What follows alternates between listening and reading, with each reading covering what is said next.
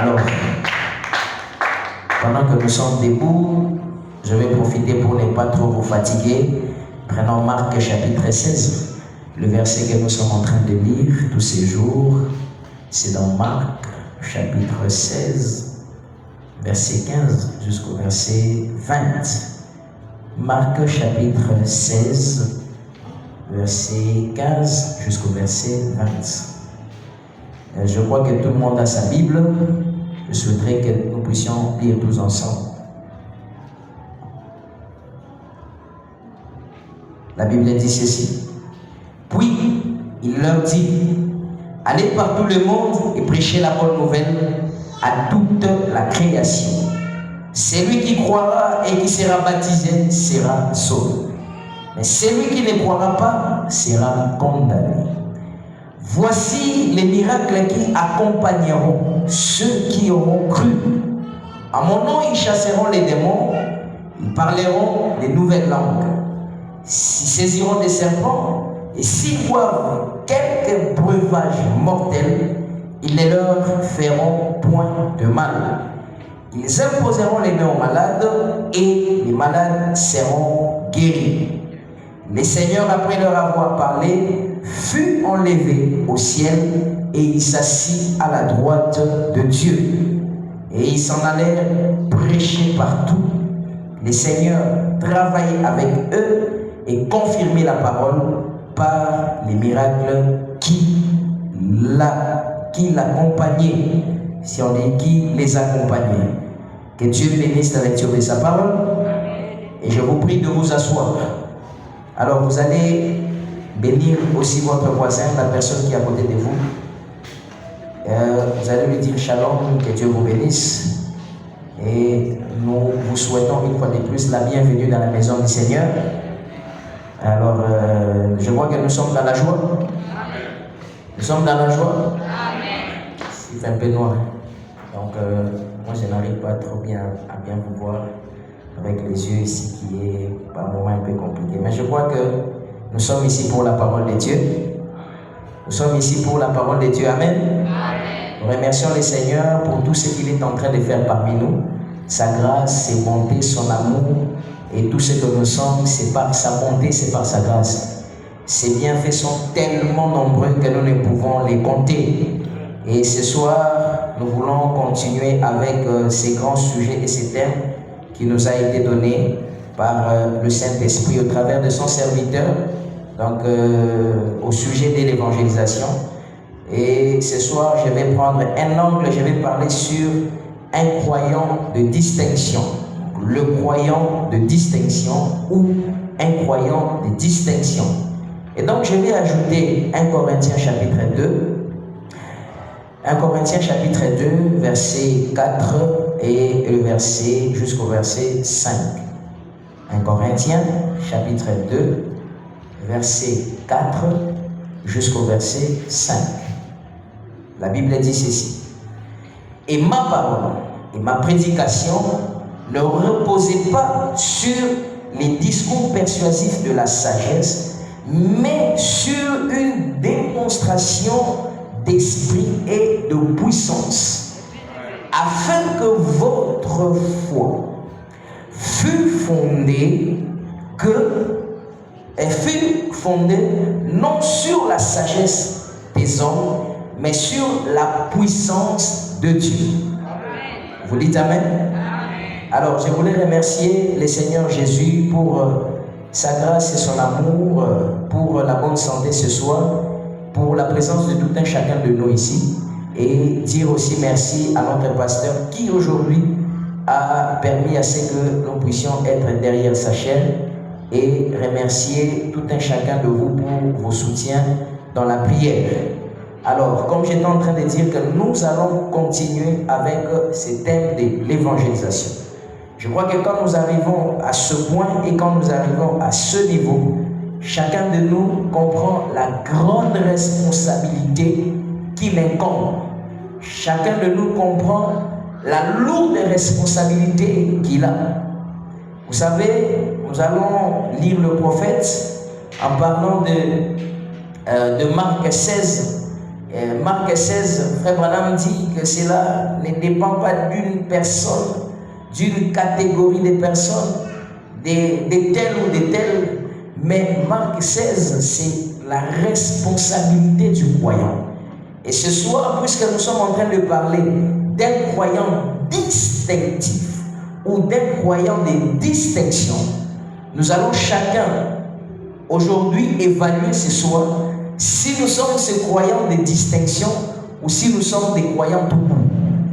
Parce que, pour vous rappeler, Frère Branham dit que dans une assemblée locale, nous avons combien de types de croyants? Nous avons 3 types de croyants, n'est-ce pas? C'est ça ou ce n'est pas ça? Parce que je vois que vous hésitez. Nous avons combien de types de croyants? 3 sortes de croyants. Nous avons premièrement les incroyants et nous avons après les soi-disant croyants et enfin nous avons les croyants qui sont les véritables croyants. Donc nous avons d'abord les croyants de la parole. Les sons là n'est pas bon, il y a beaucoup de trembles et des échos et consorts. Il y a les soi-disant croyants, il y a les incroyants et il y a les croyants. Mais dans le message, Frère Branham est en train de placer quelque chose pour montrer qu'en dehors des soi-disant croyants, en dehors des incroyants, nous avons des croyants. Mais il y a des croyants qui sont des véritables croyants, tout court, mais il y a aussi des croyants qui sont des croyants de distinction. C'est-à-dire des croyants qui ne sont pas tout court simplement des croyants.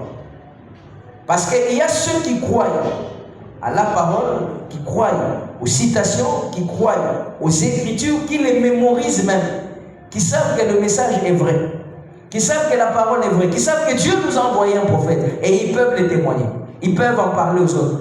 Mais il y a aussi d'autres chrétiens qui connaissent cela, qui savent les Écritures, mais qui ont la capacité de démontrer ce qu'ils disent et associer cela avec une puissance. Ce sont ceux qu'on appelle des croyants de distinction. C'est-à-dire qu'ils ne sont simplement pas des croyants tout court, qui croient, qui connaissent et qui confessent, mais il y a quelque chose qui les distingue, ce sont les signes, les miracles et les prodiges. Quelqu'un dit Amen? Alors, nous allons apprendre, vous allez me permettre un peu, je vais aborder cela sous un angle vraiment un peu d'enseignement, mais ça sera évangélique et ça va vraiment nous faire beaucoup de bien. Je vais retourner dans 1 Corinthiens, là où nous venons de lire 1 Corinthiens chapitre 2. Il dit, et ma parole, ça c'est Paul qui est en train de dire, et ma parole et ma prédication ne reposaient pas seulement sur les discours persuasifs de la sagesse, pour vous montrer que je connais, je sais lire, je connais, j'apprends. Non, mais sur une démonstration de l'esprit et de la puissance de Dieu. C'est-à-dire que lorsque le croyant qui est distinctif, je ne parle pas simplement de croyants, mais je parle ici des croyants distinctifs, s'il vous plaît. J'aimerais que vous puissiez très bien me suivre. Je parle du croyant distinctif, qui est différent du croyant tout court. Lui, le croyant distinctif est comment? Je vais rentrer dans Marc, parce qu'on aimerait parler seulement avec les Écritures. Marc chapitre 16, le verset 15. Il dit, voici, ici nous sommes à 17, voici les miracles qui accompagneront ceux qui auront cru. Les miracles qui accompagneront ceux qui auront cru. Ça veut dire ceux qui ont cru, ce sont les croyants. Et les croyants, lorsqu'ils croient, leur confession, leur foi n'est pas stérile, mais leur confession et leur foi s'accompagnent de quelque chose qu'on appelle les miracles. Et on dit les miracles qui accompagneront, 17, ceux qui auront cru.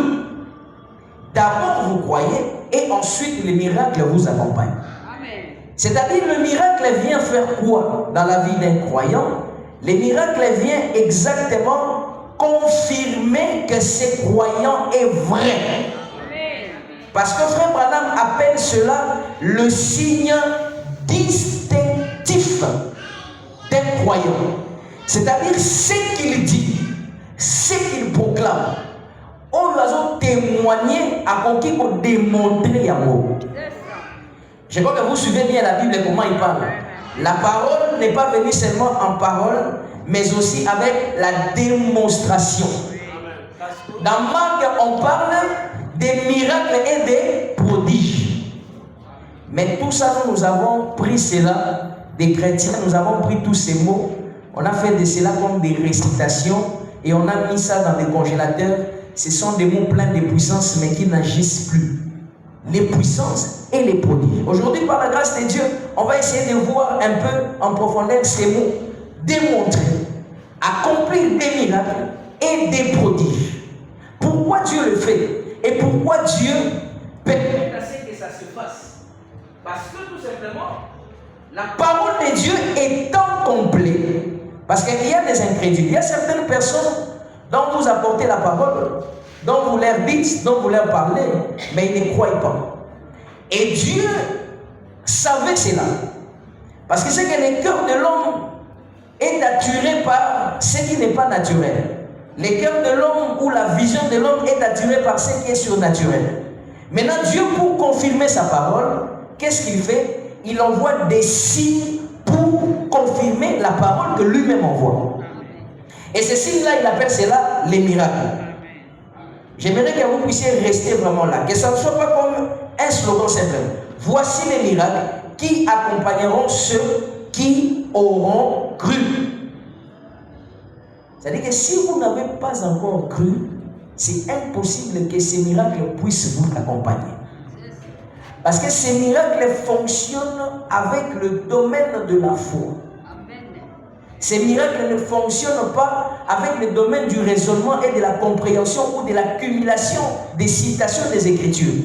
Mais ça fonctionne avec le domaine de la foi. Donc si vous n'avez pas la foi, il est impossible que ces miracles puissent vous accompagner. Et en ce moment-là, vous n'êtes pas un croyant, mais vous êtes juste soit un théologien ou vous êtes quelqu'un qui parle de la religion.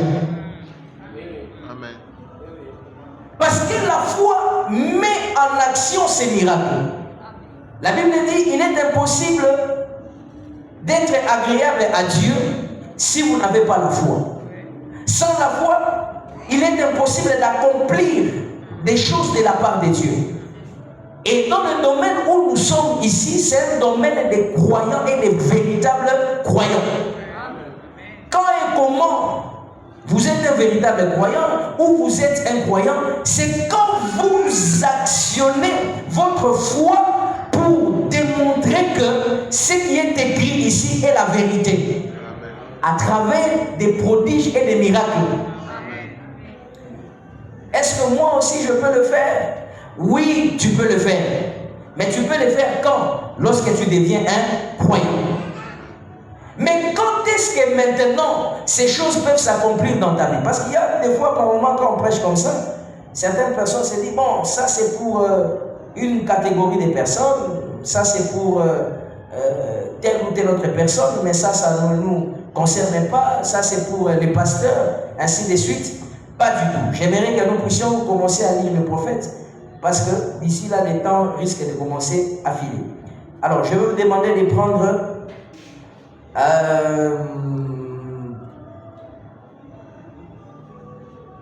questions et réponses. J'aimerais commencer par là. Questions et réponses sur l'image de la bête.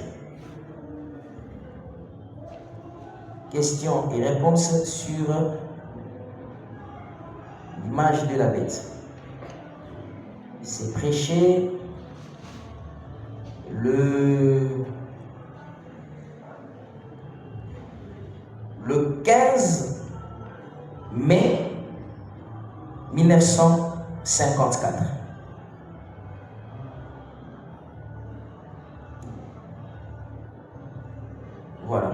Je suis dans la version Shekinah. Ça, c'est au paragraphe 164.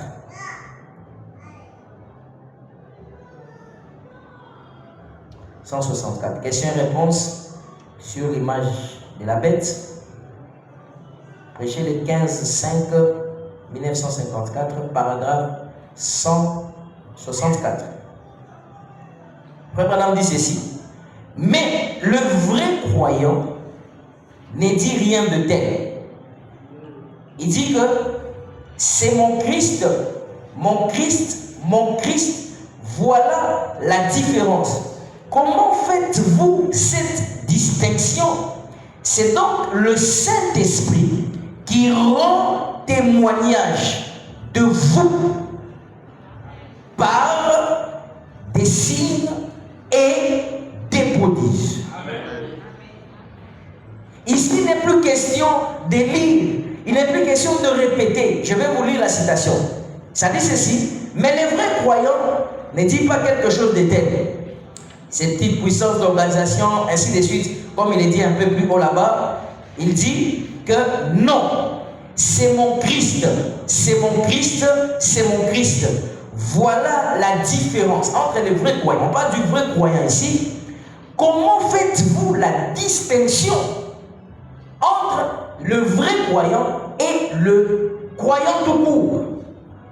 Il dit, je continue, c'est le Saint-Esprit qui rend témoignage par des signes et par des prodiges.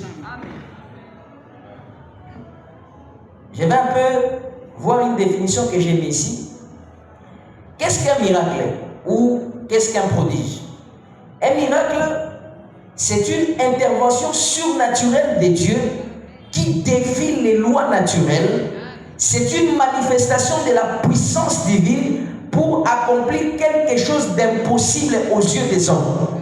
Amen. Ça, c'est comme ça d'abord que les dictionnaires ici définissent le miracle. Donc, une intervention de Dieu qui défie les lois de la nature. C'est-à-dire, ça contredit même les lois. C'est-à-dire, en réalité, les choses devraient se passer comme ça. Mais puisque ces chrétiens et ce croyant est un croyant de distinction, il défie les lois de la nature. Amen. En réalité, comme Dieu a fait les choses, ça ne pouvait pas se faire, mais au nom du miracle ou à cause du miracle, cette chose-là s'est faite contrairement aux lois de la nature. Amen. Pas de la manière dont ça devrait se faire. Voilà pourquoi on peut déclarer que cette personne ne peut pas marcher parce qu'elle est handicapée. Véritablement aussi ne peut pas marcher. Mais quand l'intervention de Dieu vient, ça défie cette loi et la personne peut avoir des pieds, il peut marcher. Amen.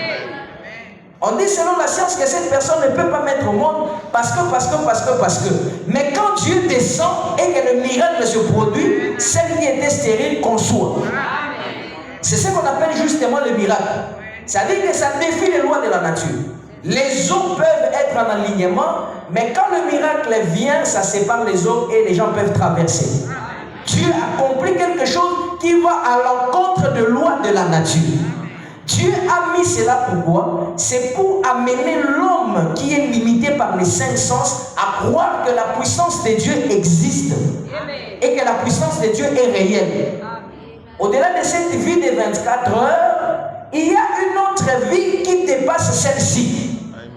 Mais les gens doivent être confrontés à croire cela par les miracles que Dieu accomplit au travers de nous. Nous qui, les vrais croyants. Alors là maintenant ça devient quelque chose où chacun de nous doit y entrer.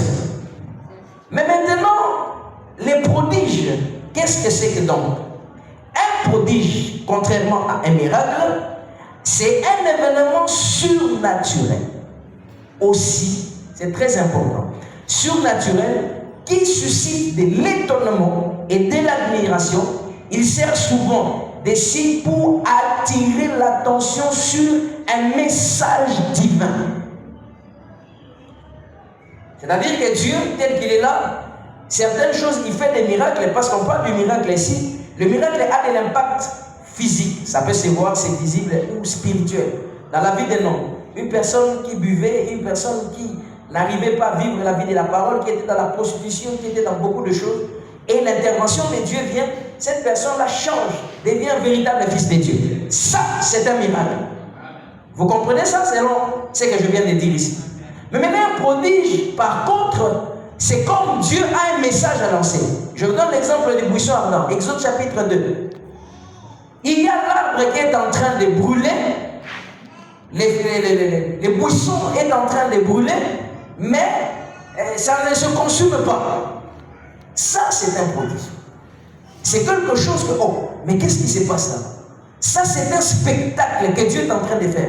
Parce que Dieu, quand il vient démontrer qu'il est différent des hommes. Il vient démontrer que Dieu reste Dieu. Moïse regarde comme ça, il dit, mais ça, c'est pas possible. Et il arrive, il dit, mais ça, c'est un phénomène qui n'existait pas. Mais est-ce que ça, c'était Dieu?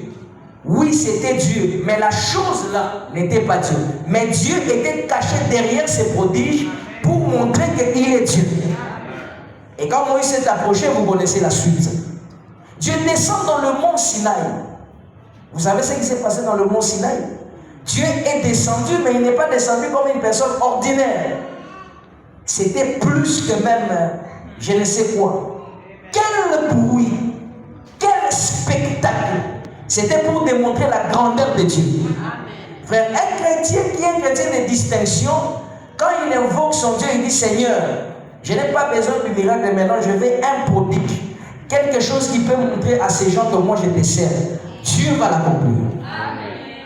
Est-ce que vous dites Amen? Amen. Ce n'est pas de l'orgueil, mais ce sont des choses qui sont à notre remorque et des choses qui nous appartiennent pour que Dieu puisse différencier ceux qui les servent correctement et ceux qui ne les servent pas. Amen. Dieu descend dans la montagne de Sinaï, quel tonnerre, quel éclair. Il n'y a personne même qui peut regarder, tout le monde est couché en bas. Qu'est-ce qui se passe? Des prodiges. Mais comme on dit que dans tous ces éclairs-là, Dieu n'était pas là. Ça précédait juste et ça faisait voir qu'il y a quelque chose de puissant qui va se passer ici. Et tout le monde doit être dans les tremblements parce qu'aucun événement naturel ne peut se faire comme ceci. C'était Dieu en train d'abord de se faire précéder par des prodiges. Est-ce que vous dites Amen? Et tout le monde était par terre. Personne n'arrivait à voir. Les gens mouraient même. Il y a certains qui ne supportaient pas. Un autre exemple, c'est avec Élie. Élie à la montagne de Carmel. Il a dit, je vais démontrer. C'était la démonstration. Frère, ici, frère Branham est en train de dire que tout chrétien, tout croyant qui est un croyant de distinction, s'il veut mettre le diable en péril, alors il le fera. C'est parce que par moments, nous-mêmes, nous nous sous-estimons, nous pensons, est-ce que ça, je peux le faire? Est-ce que ça, je peux le faire? Dieu a démontré encore une puissance. Vous vous souvenez, dans le mont Carmel, avec l'histoire d'Élie et Consort, ce qui s'est passé, Dieu a démontré qu'il était le véritable Dieu. Alors c'est ce que Frère Branham est en train de dire ici. Il dit, mais les vrais croyants, voilà la différence. Comment faites-vous la distinction? Voilà la différence. Comment faites-vous la distinction? C'est le Saint-Esprit qui rend témoignage par des signes et par des prodiges. Alors, j'aimerais prendre une autre citation ici. C'est la parole immuable de Dieu. Et comme un Dieu tient sa parole, la parole immuable de Dieu.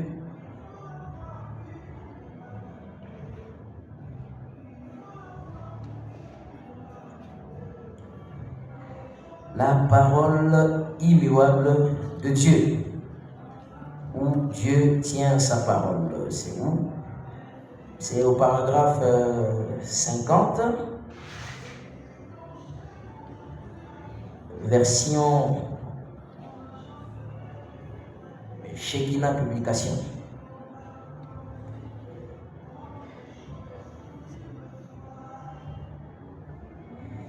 Je vois que nous sommes ici pour nourrir nos âmes et c'est ce qui peut donner encore la force à notre âme. Paragraphe 50. Version Shekinah. Le 24 juillet 1960. Le 24 juillet 1960, ceux qui ont des brochures, vous pouvez prendre, nous allons lire tous ensemble. 50. Frère Branham dit ceci. Dieu a dit. Je crois que je suis dans Shekinah.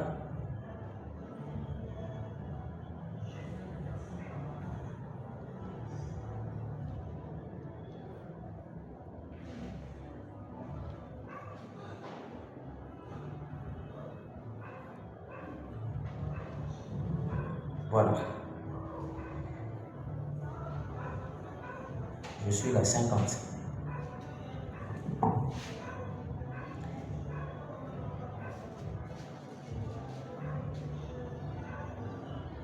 La Bible dit, voici les miracles qui accompagneront ceux qui auront cru. Dieu fait une distinction, laquelle il met une marque sur les gens. C'est-à-dire, s'ils croient, ces miracles accompagneront ceux qui croient. Et Frère Branham dit, c'est juste. Les croyants, pas ceux qui disent qu'ils croient. Là, ce sont les soi-disant croyants. Ici, on dit que ce n'est pas une prédication pour les soi-disant croyants, mais c'est pour les croyants. Donc, ça veut dire que si vous êtes croyant, ici, vous vous retrouvez. Il dit, ou les soi-disant croyants, mais les vrais croyants. Je veux être membre d'une église, que ces miracles et ces prodiges accompagnent. C'est là que je vais communier, juste sous le sang de Jésus, là où il y a des anges, les puissances, le Saint-Esprit, et où Dieu opère continuellement dans son église à travers son peuple en montrant des signes et des prodiges.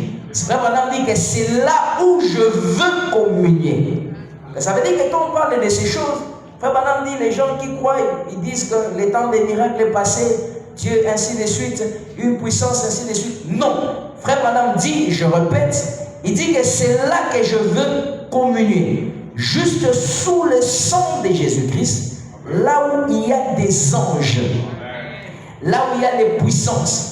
C'est-à-dire que dans une assemblée locale, il y a des anges. Ça, c'est formidable. Là où il y a les puissances, le Saint-Esprit, et où Dieu opère continuellement dans son église. Dieu opère comment? À travers son peuple et en montrant, des miracles et des prodiges.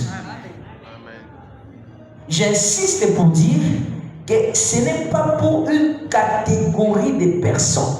Non, c'est pour tout le monde. Ça veut dire que quand nous sommes ici au tabernacle, c'est comme nous sommes à l'école. À l'école, en classe, quand on enseigne, chacun de nous, quand il rentre à la maison, il part faire les exercices et les devoirs. Ça veut dire que quand on parle des miracles ici, c'est comme on est en train d'enseigner. Mais chacun de nous, quand il rentre, ça doit s'appliquer dans sa vie. Parce que vous êtes cette église-là. Ça veut dire, si ça ne se fait pas, en ce moment-là, vous n'êtes pas encore un croyant de distinction. Vous êtes soit un soi-disant croyant, vous êtes soit un croyant, vous êtes soit un semi-croyant. Mais si vous êtes un croyant, on dit qu'il y a distinction.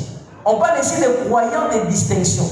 Donc quand un croyant, les signes les accompagnent. Les signes ne précèdent pas, mais les signes viennent accompagner, viennent témoigner leur confession. Que ce qu'ils disent, c'est vrai. Ce qu'ils croient, c'est vrai. Le Dieu de William Branham, c'est un Dieu vrai. Mais pas par des phrases, par la démonstration de la puissance. Je veux vous démontrer que le Dieu que moi j'ai pris peut descendre et consumer l'autel. Entre-temps, vous continuez à prier votre Dieu s'il peut venir. Les dieux de Baal et les dieux d'Astarté, on a prié jusqu'à ce que Élie les a dit, ils somnolent, ils dorment, allez les réveiller. Et Élie, quand il est venu avec son Dieu, c'est-à-dire les choses ont marché. C'est-à-dire les prodiges et les miracles, je suis un croyant, tout le monde a essayé, ça n'a pas marché. On a dit que non, tout le monde essaie, ça ne marche pas. Mais moi, quand je dis que attendez, je vais vous montrer que j'ai un Dieu. Là, quand je commence à parler de cette manière-là, je commence à engager la confession que je témoigne être vraie. C'est-à-dire, je dis que le christianisme est vrai. Maintenant, je dis, moi, je vais essayer dans une mécanisme beaucoup de monde est égoïste. Oh non, on ne vit pas si moi, je suis un chrétien de distinction. C'est-à-dire, je dois prouver à la face du monde. Je dois faire voir que là où tout le monde a échoué, moi, je réussirai. Là où tout le monde n'a pas pu, moi, je veux le faire. Pourquoi? Parce que j'ai la foi. Et c'est la foi qui met en action toutes ces choses. Est-ce que quelqu'un dit Amen? Et c'est la foi qui actionne cela. C'est-à-dire que je vais le faire. Et s'il faut que je le démontre, je vais le démontrer. Jésus a dit, je suis capable de donner ma vie et de la récupérer après 3 jours. Il a fait ou il ne l'a pas fait? Mais nous avons peur. On dit non, parce que tu ne crois pas. Parce que tu ne crois pas simplement, tu es semi-croyant. Mais si tu sais que le Saint-Esprit qui est en moi peut témoigner la parole vraie, je vais aller, je vais oser et je vais réussir. On parle des investissements, non? On parle de l'entrepreneuriat, frère Joël. C'est-à-dire que là où tous ces gens, vous cherchez le miracle loin, le miracle est là. Et je vais lui faire, Branham dit ici que chacun de nous, quand il croit, c'est-à-dire que la parole ici, quand vous croyez, la parole a la puissance. Quand vous acceptez cela dans vos cœurs, et la puissance vient. Mais là, quand le Saint-Esprit va entrer en vous, ça met en action la puissance. Et cette puissance-là se fait voir par des prodiges, par des signes et des miracles. Un chrétien qui ne fait pas de miracles, qui ne fait pas de prodiges, qui ne fait pas de signes, mais il est quand même un chrétien. Non, tu es encore soi-disant chrétien. Encore soi-disant. Parce que si tu es un croyant de distinction, frère, si tu es une croyante de distinction, sœur, ta vie sera marquée par des actes. Et l'autre fois, on a appelé actes du Saint-Esprit par les apôtres. Combien de miracles les apôtres faisaient? Combien de prodiges les apôtres faisaient? Et frère Branham dit que s'il y avait une autre Bible qui devrait être écrite, on devrait écrire les actes qui se font avec les saints au temps de la fin. Mais on doit mentionner, parce que quand on a mentionné Pierre, quand Pierre passait, son ombre faisait quoi? Guérissait les malades. Et les prodiges et un miracle. Parce que les prodiges, c'était la démonstration de l'ombre. Mais maintenant, les miracles, c'était que la personne qui souffrait, qui avait des maux de tête, il n'en avait plus. Mais maintenant, nous, au tabernacle de la prière des fêtes, nous allons écrire quoi? Parce qu'on va commencer à écrire les pasteurs. Acte du Saint-Esprit par les croyants du tabernacle. On commence à écrire, on écrit pour les pasteurs. On écrit pour frère Joël, on écrit pour sœur tel. Maintenant, frère tel et sœur tel, on n'a pas écrit. Tu n'as plus de repères, tu n'as plus de références.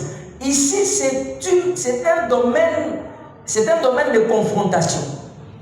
On appelle cela le signe distinctif du croyant. Ici, on ne parle plus. Ici, on ne parle plus. Ça arrive à un moment où on dit finalement, d'accord, je vais prononcer la parole. Je prononce la parole et les choses s'exécutent. Je dis des choses et les choses viennent dans la vie. Pourquoi? Parce que j'ai la vraie parole et le Saint-Esprit rend témoignage de ce que je crois, c'est vrai. Nous allons prendre la prédication de frère Branham. Crois-tu cela? Nous allons un peu lire ce que le prophète dit de l'autre côté. 15 janvier 1950. 15 janvier 1950. Alors, paragraphe 56. Frère Branham dit, eh bien, permettez-moi de vous dire quelque chose, cher ami. Alors, quand Jésus est descendu au Jourdain pour être baptisé par Jean, Jean a vu l'Esprit de Dieu descendre. Jean a vu l'Esprit de Dieu descendre comme une colombe venir sur lui. Il fut rempli de l'Esprit. Et alla ensuite au désert pour être tenté pendant 40 jours. Mais là, c'est quand il avait déjà l'Esprit. Maintenant, il allait au désert. Il sortit. Les miracles et les signes commencèrent à l'accompagner. Vous dites Amen. Accompagner qui? Jésus. La Bible déclare, voici les miracles qui accompagneront ceux qui auront cru. Il y a toujours des signes et des prodiges qui accompagnent l'Église de Dieu. Partout. Il y a toujours des signes et des prodiges qui accompagnent l'Église de Dieu partout. Quand on parle de l'Église de Dieu là, vous représentez quoi dans la tête? Dans l'esprit, vous représentez quoi? Ah, c'est-à-dire cette personne-là, le temple, ce n'est pas l'Église, mais partout. Et combien de kilos? C'est-à-dire partout. J'aimerais lire même une citation ici, attendez. J'aimerais lire ça pour ne pas vous dire. Vous ne pouvez jamais. Ce n'est toujours pas fait et ça sera toujours fait. Il dit, vous pouvez prendre l'histoire que vous voulez. Dieu a toujours envoyé des réveils et des réveils. Cela commence ensuite et en fait une, les autres en fait une organisation. Ils ne peuvent pas les supporter. Ainsi de suite. J'aimerais lire cet endroit-là où Frère Branham, là où je voulais lire. Il dit, lorsque Jésus a reçu le Saint-Esprit, lorsque Jésus a été baptisé, il est allé au désert. Et Frère Branham dit, la Bible déclare, voici les signes qui accompagneront ceux qui ont cru. Et les miracles et les prodiges l'ont accompagné. Depuis que tu as cru, combien de prodiges et combien de miracles t'ont déjà accompagné? Voilà, maintenant là on se pose la question pour mesurer notre croyance, si vraiment nous sommes des croyants. Combien nous pouvons mettre, si on pouvait dire le thermomètre, pour voir à quel point nous sommes des croyants. À quel point nous pouvons défier les lois de la nature. À tout moment nous sommes là, nous sommes peureux. On se dit, pourquoi? Parce que les gens ne sont pas encore à ce niveau-là. Et ils commencent à cacher leur peur par des morales. Ils disent que non, ainsi de suite. Pourquoi? Parce que tout simplement la personne n'a pas encore atteint. Il n'est pas encore un croyant. Si vous êtes croyant, vous n'aurez peur de rien. Parce qu'on a lu la citation ici, on a dit que, frère, la question de prononcer la parole relève de la compétence de l'homme, mais celle de l'accomplir ne dépend plus de l'homme. Parce que même l'homme ne sait pas comment ça s'accomplit. Moïse a dit, pardon, c'était Élie qui a dit, sinon à ma parole. Il ne savait pas comment ça va se faire. Il a seulement engagé sa parole et directement, comme il est un véritable croyant, Dieu a honoré sa parole et le ciel était fermé. Donc, dire, ça dépend de vous et c'est vous qui devez exercer la force de dire. Mais agir, ça ne dépend pas de vous. Vous n'exercez aucune force. Madame dit, je ne sais pas comment ces gens guérissent. Moi, je prononce seulement la parole et lui vient, il guérit. Je ne sais pas comment je vis. Moi, je me réveille simplement, je laisse mes journées entre ses mains et lui prend soin du reste. C'est un miracle. Je ne sais pas comment ça se passe, mais c'est lui qui m'envoie les clients. C'est lui qui m'envoie des gens. C'est un miracle. Quelqu'un dit Amen? Et c'était comme ça aussi avec Jésus. Les signes l'accompagnent. Et j'aimerais que nous puissions lire sur quelque part, Frère Branham est en train de parler des choses que j'étais en train de dire tout à l'heure aussi. Où il est en train d'exhorter sur la guérison divine. Exhortation sur la guérison divine, prêché le 1er mai 1951, paragraphe 15. Madame dit ceci. Si premièrement, vous savez, vous savez que Jésus-Christ a enseigné la guérison divine et qu'il a donné l'ordre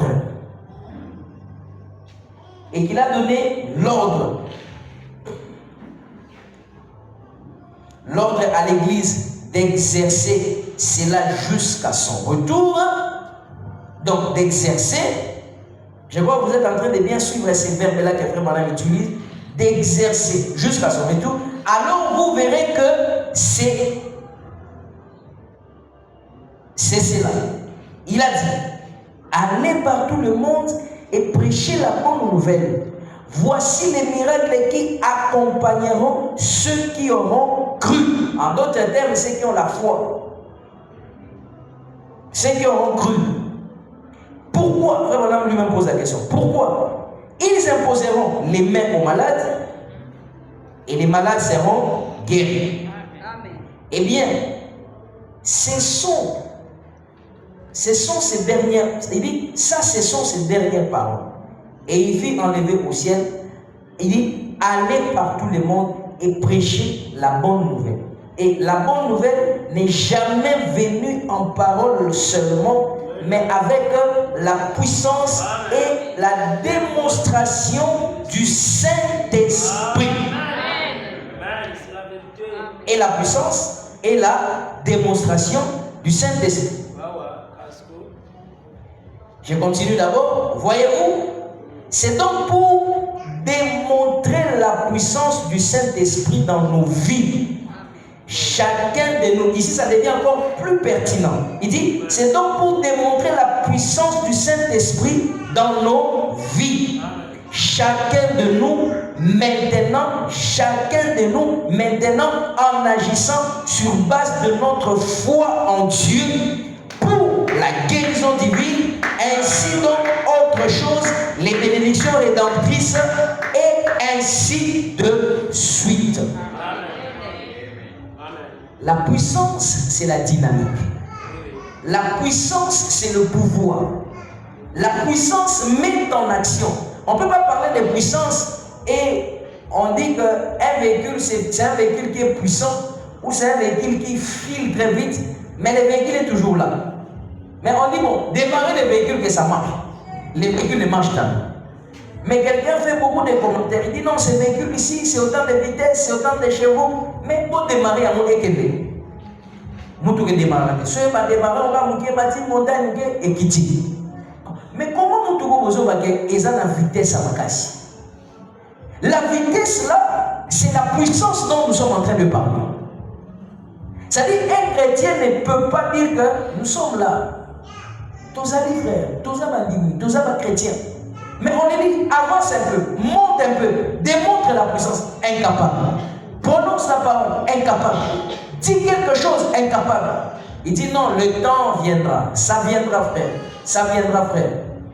Là, toi-même ce soir, tu vas comprendre que tu n'es pas encore un croyant distinctif. Tu vas comprendre que tu n'es pas encore un croyant distinctif. Parce que le croyant qui est distinctif, c'est distinct par ses actes. Frère Branham dit ceci, je vais relire ça pour que vous puissiez entendre cela encore. Il dit, et le Saint-Esprit, voyez-vous, c'est donc pour remonter la puissance du Saint-Esprit dans nos vies. Comment une personne qui a la puissance et la vie, la puissance, donc sa vie a la puissance de Dieu, qui doit remonter la puissance dans nos vies, mais qui est incapable de démontrer cela. Très faible. Mais la puissance a été donnée pour que cela puisse remonter ce qu'il y a dans votre vie. Et c'est miracle que quand ça se fait, exactement, oh non, Dieu est grand, Dieu peut parler, Dieu peut agir, Dieu peut travailler, Dieu peut exécuter, Dieu peut changer, Dieu peut faire. Parce que j'ai la foi, parce que je crois que ça peut se faire. Est-ce que nous sommes ensemble? Amen. Mais la puissance est la démonstration du Saint-Esprit. Voyez-vous, c'est donc pour remonter la puissance du Saint-Esprit dans nos vies. Chacun de nous maintenant, en agissant sur base de notre foi en Dieu. Sur base de notre foi en Dieu.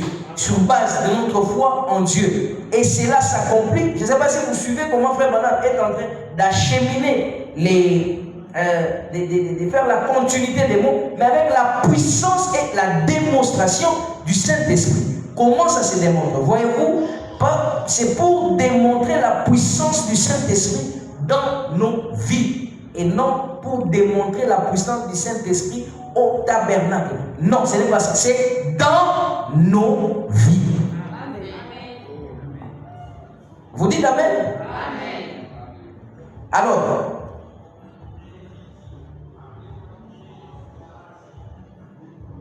si je prends maintenant, je serai avec toi.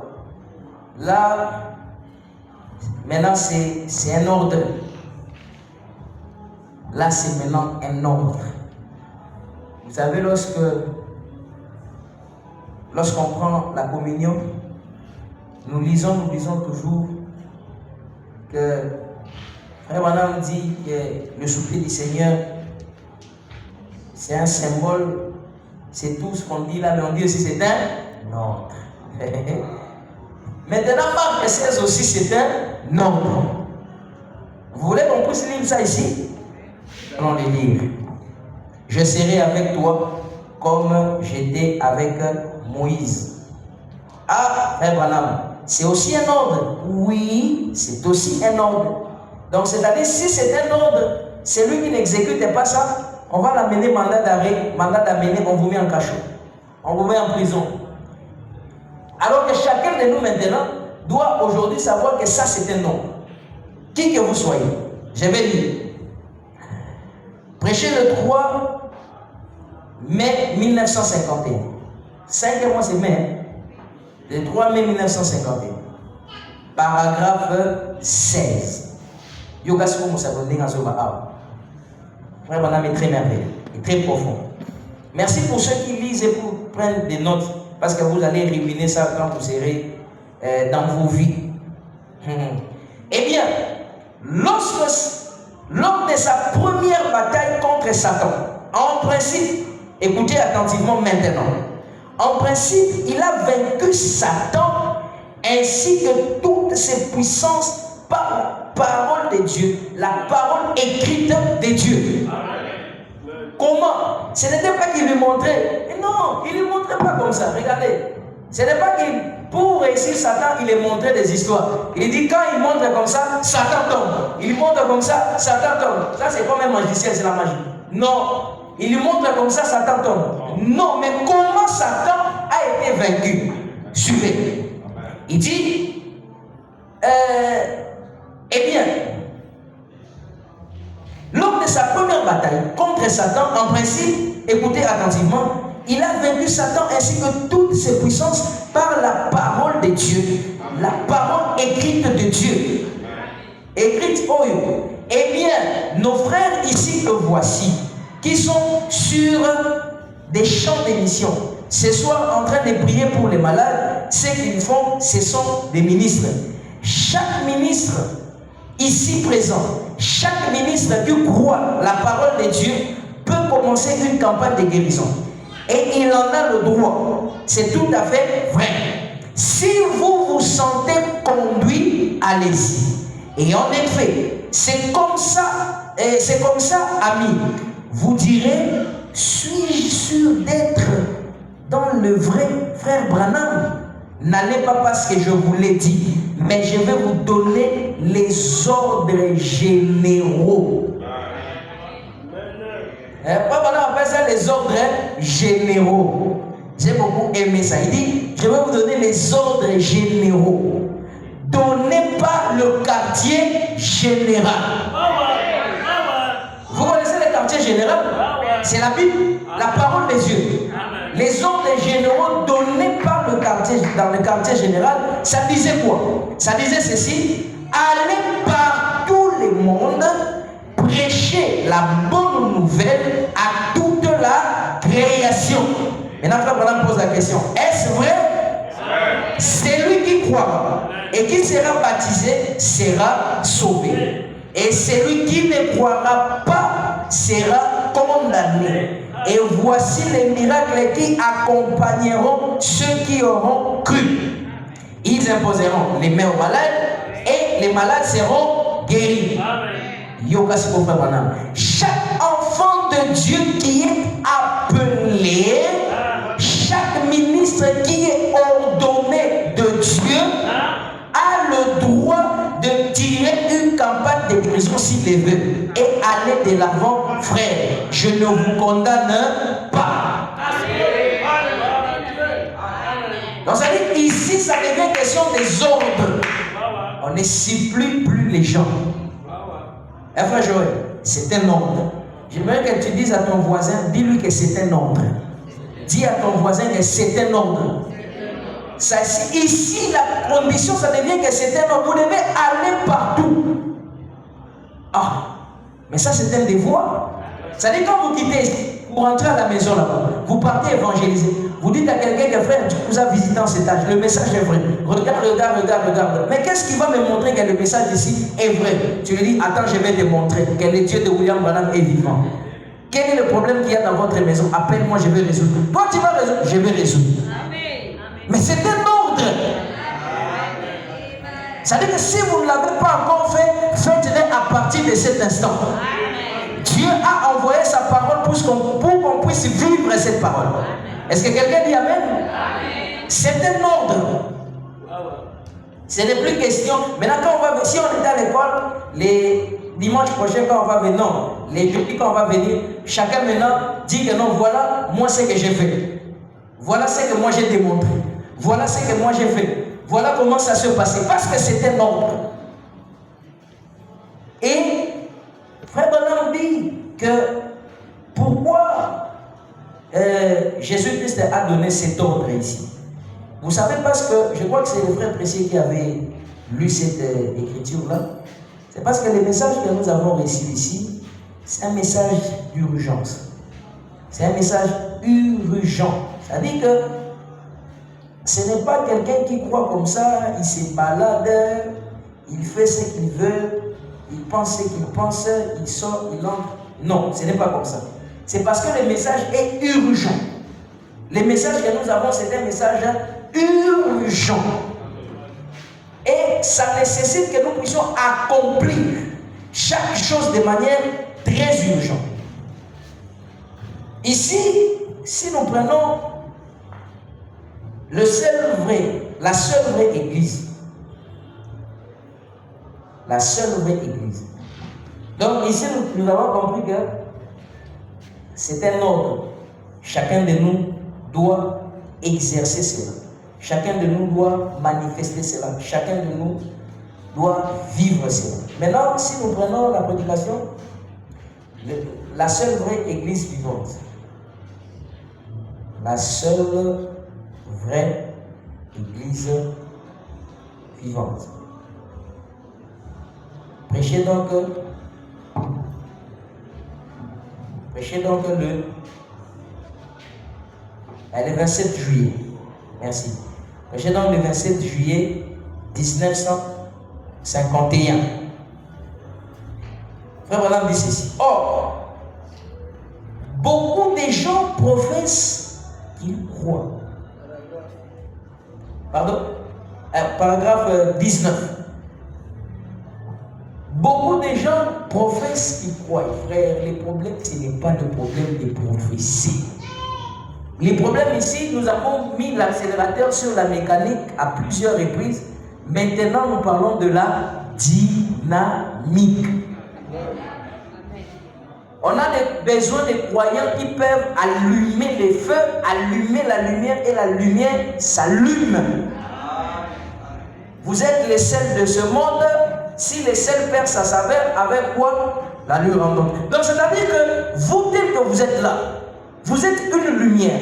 Lumière du monde, placée au-dessus de la colline. Et votre lumière doit briller. Alors, puisque nous parlons de l'évangélisation, vous savez très bien que la lumière ne peut pas briller là où il y a les ténèbres. Vrai ou faux? La lumière ne peut pas briller là où il y a la lumière. Ça, vous le savez au moins. Mais la lumière ne peut que briller là où il y a les ténèbres. Un véritable pécheur ne peut pas se déclarer pécheur s'il part pêcher dans des piscines et dans des étangs. Parce que là-bas, il y a déjà des poissons qui sont bien cadrés là-bas. Il dit que non, on a pêché par piscine. On les a des poissons déjà, mais il faut aller à la rivière, là où l'eau est en train de passer. Vous dites Amen? Vous êtes chrétien, mais vous avez déjà pêché combien de poissons? Oh non, je suis la lumière. je suis la lumière. Donc, toi, tu veux seulement éclairer là où il y a des autres lumières. Non, il faut éclairer là où ça fait noir là-bas. C'est-à-dire, le noir, c'est les gens qui ne connaissent pas le Seigneur. Les gens qui n'ont pas la parole. Les gens qui ne savent pas que Dieu nous a visités en ce temps. Ils ne connaissent pas ses promesses. C'est là où il y a le noir là-bas. Toutes les citations que tu connais, tu viens seulement les déverser comme ça. Mais dans les noirs là-bas, dans Babylone la Grande, dans les kimbandismes, dans toute autre chose, ils ne connaissent pas Dieu. Ils n'adorent pas Dieu. Ils ne savent pas que l'adoration n'est plus là-bas. L'adoration est dans l'épouse. Mais celui qui a l'adoration, il doit aller les montrer où se trouve l'adoration. Et il doit leur dire que Dieu n'opère plus là-bas. Là-bas, c'est là-bas. Maintenant, nous sommes dans la séquence. Nous sommes dans le jour. Alors les chrétiens commencent à aller. Ils disent non, écoute, Dieu nous a visités, il nous a envoyé un prophète. Alors ces prophètes-là s'appellent William Marion Branham et tout ça. Oh non, non, non, non, moi j'ai peur de dire les noms de William Branham. Est-ce que ça te concerne? Dieu lui-même a envoyé William Branham, mais toi tu as peur de parler de William Branham. Est-ce que ça te concerne même? Toi parle seulement de cette parole et la personne concernée qui a la sémence, ça va vibrer en elle. La sémence va vibrer, ça ne te concerne pas. Frère Branham dit, le pouvoir d'agir dépend de l'homme, mais d'exécuter ce que la parole dit, ça dépend de Dieu. Je vous pose la question, est-ce que vous savez comment un pécheur quitte à son état de pécheur pour devenir un chrétien? Vous ne connaissez pas. Parce que la preuve en est que vous-même, tel que vous êtes ici, quand vous regardez comment vous étiez dans la dénomination et maintenant quand vous êtes ici, vous dites, mais qu'est-ce qui s'est passé? C'est simplement Dieu qui crée ces mécanismes. Et un mécanisme invisible, c'est ça un miracle. Et maintenant, vous, pourquoi vous ne voulez pas partager cette grâce à quelqu'un d'autre? À celui qui est avec vous chaque jour dans les bureaux, qui est avec vous chaque jour dans la parcelle, qui est avec vous chaque jour au marché, qui est avec vous chaque jour dans les activités, qui est avec vous chaque jour dans les affaires. Parce que vous devez savoir que Frère Branham dit que nous sommes à la recherche de la brebis, la dernière brebis. Et Frère Branham dit que c'est une brebis qui est noire. C'est-à-dire que dès que cette brebis-là entre dans la clos, fini, terminé. C'est-à-dire fini, terminé. Mais maintenant, nous sommes à la recherche de cette brebis. Mais est-ce que toi, tu ne peux pas aller à la recherche de cette brebis-là? Pourquoi ta foi est une foi morte? Pourquoi ta foi ne produit pas des œuvres? Pourquoi? Peut-être que tu es autour de cette brebis noire. Il se peut que cette brebis noire est à côté de toi. Mais tu passes le temps dans des bêtises, dans des choses inutiles. Tu passes des choses tu passes le temps dans des choses qui ne t'apportent absolument rien. Qui rend ta foi une foi morte parce qu'il n'y a pas d'œuvre, il n'y a pas des œuvres. Ça dit que, tel que vous êtes là, si on vous pose la question, mon frère, vous avez écrit le message? Oui, j'ai écrit le message. Depuis quand? Depuis 2002. L'autre dit depuis 2010. L'autre dit non, j'avais écrit à un moment. Et puis après, j'étais sorti d'abord, j'étais rétrogradé. Tu vois, après, je suis rentré. Mais ok, ça va, tu es rentré, tu as fait toutes ces transitions, il n'y a pas de point. Mais maintenant, depuis que tu es là, ta foi en Dieu a produit combien de fruits? Oh non, frère, tu vois que tout ça, moi, vraiment, je n'ai pas eu de bons prédicateurs dans mon parcours, ceci, des autres. Tout ça, c'est quoi? C'est parce que les chrétiens n'ont pas été positionnés. C'est parce que nous avons eu ces brochures ici. On a pensé qu'avoir ça entre nos mains, mettre ça comme ça et se promener avec, c'était ça l'identité d'un croyant. Non, ce n'est pas ça. Il y a des ordres que nous devons exécuter ici. Frère Branham dit que vous êtes un point de distinction. Les prodiges et les miracles doivent vous accompagner. Est-ce que quelqu'un dit Amen en ça? Sinon à ma parole. Je m'excuse. Frère Branham dit, ne vous référez pas des hommes de l'ancien temps. Ne vous référez pas de Moïse. Pourquoi vous vous référez de Moïse? Pourquoi vous vous référez de Élie? Pourquoi vous vous référez de tous ces gens? Ils n'avaient rien. Mais ils avaient dit, sinon à ma parole. Mais pourquoi vous ne dites pas plus que sinon à ma parole? Vous êtes avec un chrétien qui ne croit pas. Vous lui prêchez la parole, vous lui prêchez l'évangile. Vous lui dites que Dieu, le Seigneur Jésus-Christ est un Dieu vrai, réel. Regarde ce qu'il a fait pour nous. Il a fait ça, il a fait ça, il a fait ça, il a fait ça, il a fait ça, il a fait ça. Ou alors, dans la case, il y a champ d'évangélisation. Aux yeux évangélisés. Dans Jésus-Christ. La parole que nous avons pris. Le message du temps de la vie. À nous, vous avez dit, et tout ça. Non, ce n'est pas minéré, c'est vrai. Ah, mais tu as parlé, ça suffit. Papa, ce que vous dites là, ce n'est pas vrai. Moi, je veux croire. Maintenant, je veux qu'une situation change. Ok, qu'est-ce que tu fais dans la vie? Oh non, moi, je suis débrouillé à ça. Ça va aujourd'hui, quand tu vas sortir, voilà ce qui va se passer. Et puis reviens, tu vas me parler. Oh, quand il revient le soir, frère, tu es magicien. Je vais aller adorer les dieux là que tu pries. Parce que les dieux là est vrai. Tu vois ce que tu as dit. Mais tu as démontré la puissance qui est en toi à travers un prodige. Parfois, ce n'est pas quelque chose qui va changer physiquement sa vie ou spirituellement, mais qui va l'étonner à l'amener à croire aux choses que tu as dit, ce sont vraies. L'évangélisation au temps de la fin. Le signe distinctif du croyant. C'est-à-dire quand je sors ici, dans le monde de la pierre des fêtes, c'est-à-dire que je pars avec un devoir que je dois aussi défier les lois de la nature. Quelqu'un dit Amen? Amen. Les cours dont mal des choses qui se font, je vais les défier. Mais pour les défier, c'est un travail. Et donc, si vous voulez vous mettre au travail, mettez-vous au travail maintenant. Pour que la parole devienne vous et que vous devenez la parole. Le Père en moi et moi en vous et vous en moi, en ce moment-là, demandez tout ce que vous voulez. Ça ne sera même plus demandé parce que c'est question de démonstration. Vous allez dire, Seigneur, tu as dit dans Marc 16, allez partout. La parole est prêchée. Maintenant, je t'invite à la scène. Descends. Parce que vous et la parole, vous êtes un. Et la parole va reconnaître la parole et la parole va confirmer la parole. Quelqu'un dit Amen. C'est ça le signe distinctif du croyant. La parole n'a pas été envoyée seulement en parole, mais aussi en puissance et avec la démonstration. Est-ce que quelqu'un dit Amen? Nous étions en train de lire au paragraphe 19. Beaucoup de gens professent qu'ils croient. Et aujourd'hui, dans mon église, comme dans la plupart de nos églises, nous considérons comme croyant celui qui est fidèle de l'église. Un croyant, comme on dit, c'est lui qui est membre, c'est lui qui est membre d'une assemblée. C'est celui qui fait quoi? Pessadim, ses offrandes, sa présence soutient la cause par les prières, etc.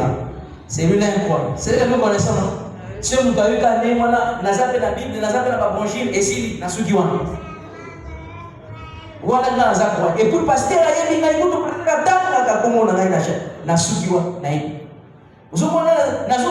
soutien et puis nous avons dit. Vous avez ça va prier et pas dans ça dit que nous avons dit. Nous avons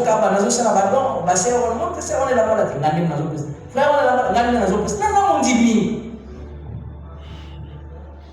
jusqu'au hour de changer ce que tu as anglais na level na niveau. Frère, on a dit beaucoup de gens pensent que quand tu fais ça, quand c'est ça le croyant. Nous considérons aujourd'hui, beaucoup de gens professent qu'ils croient. Et aujourd'hui, dans mon église, comme dans la plupart de nos églises, nous considérons comme croyant celui qui est fidèle à l'église, qui vient chaque jour, qui ne manque pas l'église, qui soutient, qui apporte, qui prie, ainsi de suite, qui vient régulièrement à l'église et occupe une place, une position dans l'église et soutient celle-ci, c'est-à-dire cette église, dans ses besoins financiers, etc. Mais c'est vraiment contraire à ce que Jésus a dit. Amen. C'est maintenant contraire à ce que Jésus a dit. Mais sœur Naomi, c'est quoi maintenant ce que Jésus a dit? Écoutez, il dit ceci. C'est ce que Jésus a dit. Voici, Jésus n'a pas dit, mais vraiment contraire à ce que Jésus a dit. Jésus n'a pas dit, voici les miracles qui accompagneront, ils accompagneront leur place dans l'église. Non. Et ils seront des membres fidèles. Non. Et ainsi de suite. Non. Il n'a jamais dit cela. Mes frères, voilà, qu'est-ce que Jésus a dit? Ça devient très intéressant. Mais voici sa dernière déclaration à l'église. Donc quand je dis sa dernière déclaration à l'église, toi tu dis, voici sa dernière déclaration à moi. Écoutez, voici les miracles qui accompagneront ceux qui auront cru. Nous avons cru la parole de notre temps. C'est la vérité? Mais maintenant, il y a des miracles qui doivent nous accompagner. Les miracles qui auront cru, les croyants du message du temps de la fête au tabernacle de la pierre fêtière. Ils feront quoi? En mon nom Jésus, ils chasseront des démons. Combien de démons tu as déjà chassés? Ils parleront de nouvelles langues. Pourquoi tu ne parles pas de nouvelles langues? Ils saisiront des serpents. S'ils boivent quelques breuvages mortels, ils ne leur feront point de mal. Est-ce qu'ici on dit Amen? Ils imposeront les mains malades et les malades seront guéris. C'est pourquoi frère Branham dit, je ne crois pas à une assemblée moue et tiède. Une assemblée qui a cru la parole, c'est une assemblée qui les démontre. Même quand vous dites Amen, vous savez quand vous dites Amen, je vais vous dire quelque chose. Frère Branham dit que tel que nous sommes là, de la même manière que vous êtes là, votre théophanie ressemble à vous-même. Vous dites Amen? Votre théophanie est exactement comme vous. C'est-à-dire que quand vous dites Amen, hein? Si vous dites Amen comme ça, la tête même de la théophanie fait seulement un peu comme ça. Et celui qui dit Amen avec gloire à Dieu, sa théophanie vibre aussi. C'est pourquoi frère Branham dit que les Amen que vous ponctuez font grandir votre Saint-Esprit. Quelqu'un dit Amen? Vous êtes différent de celui qui accepte la parole Namdou et celui qui accepte la parole avec ses membres. Amen. Vous savez, les pentecôtistes nous ont volé beaucoup de choses. Quand ils prient, ils disent je brise, n'a brisé, n'a bouqué, n'a brisé. Quelqu'un d'autre qui est là qui est en train de dire je brise les démons, je les chasse. Non, de la même manière que tes membres fonctionnent naturellement, ta théophanie aussi est en train de vibrer.